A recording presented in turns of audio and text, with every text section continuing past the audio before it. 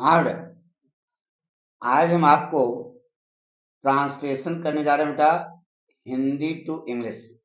और बताएंगे कौन सा पैटर्न है, किस पैटर्न पर आप लिखोगे कि आपको अच्छा से अच्छा नंबर मिलेगा। यह पाठक खुद लिख करके आपको बताया जा रहा है, इसलिए यह एक एक पॉइंट अपने दिमाग पर रखना। ठीक है। पहली बात तो आपके सामने जो बोर्ड की कॉपी मिलेगी उसमें एक पटरी रखना। काठ वाला फुटा देखे हो ना, काठ वाली पटरी, उतनी चौड़ाई से एक लाइन सीधी खींच लेना नीचे तक। ठीक है। ये आपका स्पेस बन, इसके इधर कुछ नहीं लिखना है। अब कॉपी के ऊपर शुरू करें। देखिए बेटा, कॉपी के ऊपर यहां लिखना आंसर नंबर 6, ऐसे अंडरलाइन कर देना। ब्रैकेट में, बड़े ब्रैकेट में ये हेडिंग होता है, इंग्लिश ट्रांसलेशन, इंग्लिश ट्रांसलेशन, या कुछ लोग ट्रांसलेशन इन इंग्लिश कहते हैं बेटा, तुम इंग्लिश ट्रांसलेशन लिखना है। ठीक है। अब इसके बाद यहाँ पर आप हेंड्स लिखेंगे। क्या लिखेंगे? हेंड्स माने आदि और अंत। आदि और अंत जो है हेंड्स हेडिंग पड़ेगी। फिर देखिए यहाँ एक्सरसाइज आपके सामने है, भूख से लेकर के डैश डैश सूचक है, ये इसे लिख देना। अब आपको ट्रांसलेशन करने का तरीका बताते हैं। कोई भी चीज आपके ट्रांसलेशन के लिए आ जाए तो जरा सा भड़बड़ाना नहीं होता, पहले उसको पढ़ना और पाठक स्टाइल लगाना, पठकवा को याद कर लेना, अपने आप सब सही हो जाएगा। लिखा बेटा, भूख और इंसान का रिश्ता जन्म से होता है ना बेटा। अब इस वाक्य में वास्तविक कर्ता तो है नहीं, तब ऐसी स्थिति में वाक्य को देर से शुरू करना। कैसे बेटा? कर्ता इसमें क्या लगा देना? देर। अब शुरू करें बेटा, यहां से लिखना शुरू करना, देयर। प्रेजेंट इंडेफिनिट टेंस है तो there is birth relation, birth relation, दो के बीच में between, between human and hunger. इंसान की अंग्रेजी क्या होती है? Human and hunger.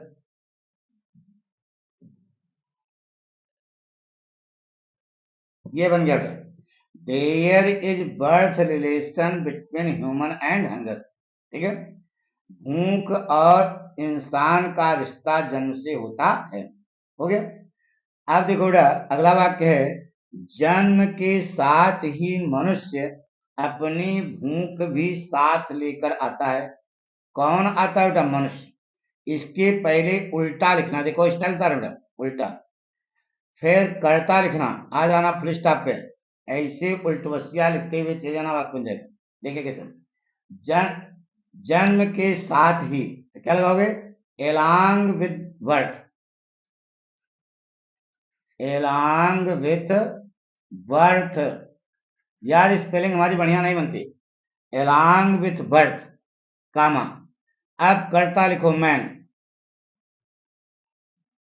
Full stop पे जाओ, लेकर आना माने ब्रिंग, मैन ब्रिंग्स, अरे प्रेजेंट टेंस है ना, man brings hunger with him,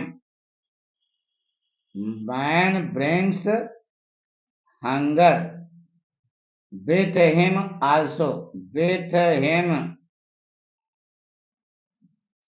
also, बन गया। ठीक है।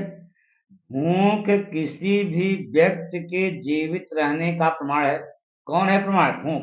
ये देखो, ये करता है, सीधे पहुंचो फुल स्टॉप, घन घन घन घन घन घन घन घन, बन गया। तो भूख के लिए क्या होती है? हंगर है कि अंग्रेजी क्या लगाओगे? इज। प्रमाण के लिए the proof, hunger is the proof note of the life of any person. Hunger is the proof of the life, बहुत सरल लिखो, the life of any person, proof of the life of any person, बन गया। लेकिन यह भूख हवस का रूप लेने लगे, लेकिन यह भूख हवस का रूप लेने लगे तो चिंता का कारण बनने लगती है। बट यह अंग्रेजी होने, ये हिंदी लिखा बेटा यदि होना चाहिए, यदि, लेकिन यदि, बट इफ भूख हवस का, भूख करता लिखा और उसके बाद यहां तक पलटा लिखो, इफ हंगर टेक्स, टेक्स माने ले लेती है, the form of lust, the form of हवस, तुमको मान लीजिए हवस की अंग्रेजी नहीं आ रही है तो द फॉर्म ऑफ हवस ऐसे लिख देना, डरना नहीं, जो बता रहे हैं सही है। अगर आपको लस्ट आता है तो लिखना नहीं, सीधे हवस लिख देना। ये देख लो हमने स्टाइल लगा दी पाठक की। मान लो वहां पर आपको लस्ट नहीं आया तो हवस से द फॉर्म ऑफ हवस, ठीक है। If hunger takes the form of हवस कामा, तो चिंता का कारण बनने लगती है। इट बिकम्स, इट माने यह, लगती, इट बिकम्स क्या, the cause of worry, the cause of worry, उल्टा चलो, it becomes the cause of चिंता। अरे वरी माने इतना तो आता ही होगा यार, नहीं आता है चिंता लिख देना, डरना नहीं। किसी भी बेइम्तहा लालच दूसरे की मुसीबत का सबब बन जाती है। अनकंट्रोल ग्रीड ऑफ एनीवन, देखो दूसरे की मुसीबत का सबब बन जाती है। करता इतना बड़ा है तो लगा दो अनकंट्रोल्ड ग्रीड ऑफ एनीवन, किसी की अनियंत्रित लालच ना बेटा बन जाती है, वो बिकम्स, बिकम्स क्या बेटा, the cause of others trouble, becomes the cause of others trouble, बन गया, ठीक है। अरे यार देखा, uncontrolled greed of anyone, full stop हो जाओ, becomes the cause of others trouble. भूख और भुखमरी असमानता की सूचक है। कौन सूचक है, भूख और भुखमरी, लगा दो, ये बन गया। तो भूख के लिए क्या लगाओगे, हंगर, हंगर ना, एंड अब भुखमरी की स्पेलिंग तुमको नहीं आती अंग्रेजी तो सीधे भुखमरी लिख देना। हम तो आपको बता रहे हैं स्टारवेशन, लेकिन अगर वहां न आवे तो सीधे भुखमरी लिख देना बेटा, हंगर एंड स्टारवेशन,